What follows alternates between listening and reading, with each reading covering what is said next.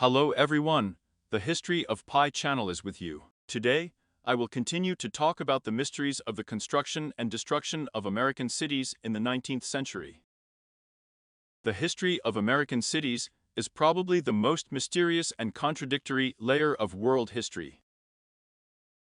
I started this topic at the beginning of the summer. The link to the first part will be under the video. Let me refresh a little the facts that intrigued me very much. In the territory of the modern United States of America, in the 19th century, there was a series of devastating urban fires. For 100 years, American cities burned down with amazing frequency, about one city a year. These were both small towns and large ones. All of these fires have common features. First of all, this is a very small number of people who died during the fire. Here is an example of the Great Chicago Fire of 1871. 300 people died during the fire, 17,500 buildings were destroyed. Before the fire, 324,000 people lived in Chicago, 90,000 were left homeless. There was a catastrophic fire in a major city, 17,500 buildings burned down, and at the same time, a very small number of deaths, less than 300 people. And this trend can be traced in other American cities. The city is completely burned out, and there are very few dead. The second feature is photos of ruins. In all the photos, we see a huge number of destroyed stone and brick buildings. It seems to be nothing strange, but, in the description of historians, American cities were almost entirely built of wood, and therefore so often burned down due to minor reasons. Historians write that wooden cities burned down, and in the photos there are almost always ruins made of stone. It looks very contradictory somehow. The next interesting pattern is the preserved trees and wooden poles. In the photos, we see completely burnt out and destroyed brick buildings, and at the same time, there are almost whole trees around these buildings, some even have preserved foliage. And it's very strange, as if a fire tornado swept through the city, sweeping away everything in its path, but for some reason, it didn't touch the trees and wooden pillars. Another common feature is the fantastically fast recovery of cities after a fire. According to historians, tens of thousands of buildings were erected in a year, and all this using only horses and carts. More detailed figures can be found in the first part of the link under the video. It is also striking the speed of clearing cities of construction debris in Chicago and San Francisco. Hundreds of thousands of tons of remnants of burned houses were removed, and it is not clear with what equipment this was done. But if you look at the photos, it seems that powerful bulldozers walked through the city and cleared all the streets. Another important point is the lack of photos that captured the stages of the restoration of the city after the fire. We have photos of buildings before the fire and after the fire.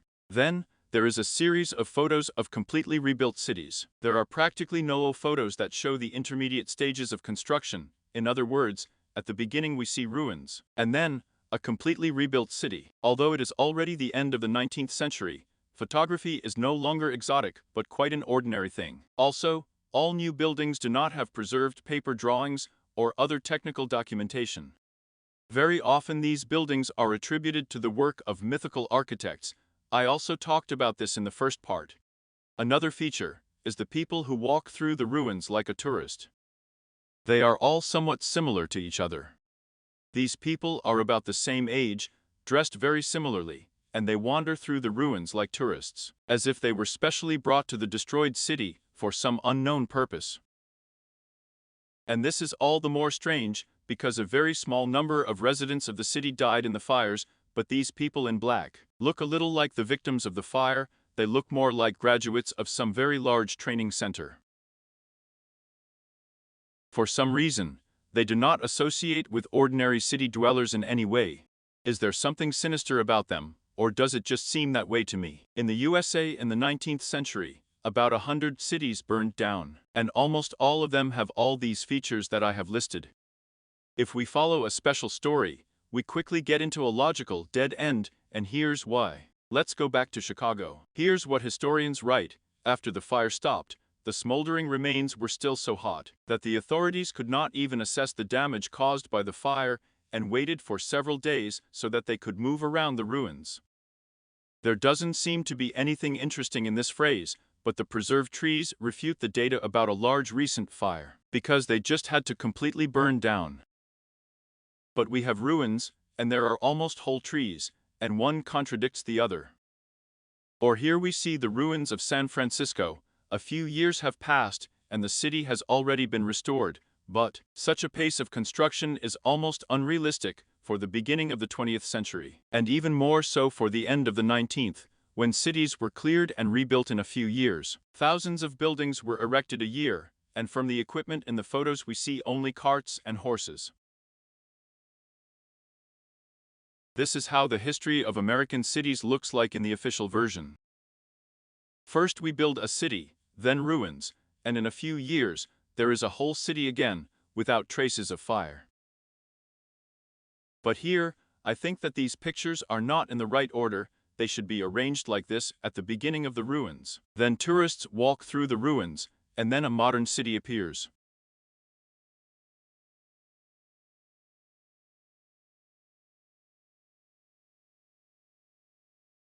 Then it was very easy for us to arrange everything in chronological order, and the cities were rebuilt not in a mythical 5 years, but quite in real 15 or 20 years. Here's an example of San Francisco after the fire of 1906 year. 3 years have passed, and we see that most of the city has been restored. Only 3 years, and what is the result? There is simply no way to do without the intervention of some fantastic technology. After all, just imagine the rubble after the collapse in the 2001 year of the Twin Towers in New York. With the help of modern technology, was cleared for 3 years. In our time, modern technology cleared the rubble after the collapse of 3 buildings for 3 years. And at the beginning of the 20th century, an entire city was cleared and rebuilt in 3 years, which is simply incredible. But if we take and move this photo back 30 years, let's say this photo was taken not in 1906, but in 1876. Here, in 1876 year, there is an old ruined city without inhabitants. Roads have already been cleared in this city, and most of the garbage has been removed. And now 1909 year is coming, and there is nothing surprising in the fact that the city has been restored in 30 years. Absolutely normal construction rates, super technologies are not needed. Just the usual speed of construction of the city. But according to the official version, all this was restored in 3 years, which is completely unrealistic. This is what the history of the settlement of the American continent looks like in my opinion. 1861 year, a huge expeditionary force landed on the territory of America. These people inspected new territories, cleaned up corpses, repaired bridges, made maps of new lands. This period has been preserved in old photographs. It was simply called differently. This is a mythical civil war in the USA. So, almost all photos of the so-called war show the usual scenes of exploring new territories, repairing bridges, sketches of destroyed cities, and almost all photos show soldiers of only one side. That's why it was not a war, but an ordinary expedition to inspect empty territories. So there are no soldiers of the other belligerent side in the photos, and everywhere we see scenes from peaceful life. It was after this expedition that photos of destroyed cities appeared.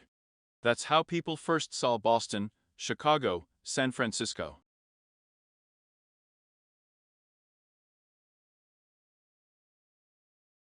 These cities were already in ruins. What destroyed them is this topic for the next video. The inspection and assignment of territories ended in 1865 year, and immediately after that, these photos appeared.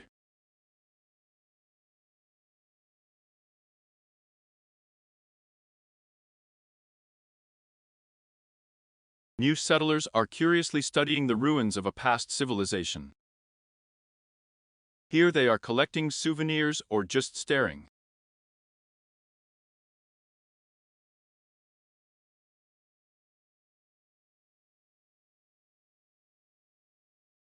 Then 15 to 20 years pass, and photos of completely rebuilt cities appear. And all this is happening at the usual pace. I don't see anything surprising in Chicago coming out of this state.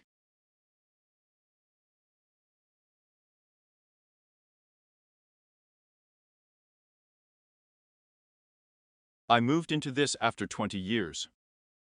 It's just that we are incorrectly shown a series of events. This even explains the presence of whole trees on the ruins of cities. These trees grew after the fire. Before these ruins were discovered by the expedition of 1861st year, these cities had already been destroyed for several decades, and new trees and shrubs had already grown. As for the surviving wooden poles in the photos, these are already new poles that were put up by people from the expedition of 1861st year in order to cover new lands with telegraphic communication. And it seems to me that this sequence of American history is more plausible. Everything clearly fits into the usual technical capabilities of the 19th century. In the beginning, there were ruins, and 20 years later, there was already a modern city. But in what year cities were destroyed on the whole continent, I will tell you in the next video on this. Everyone watch my channel.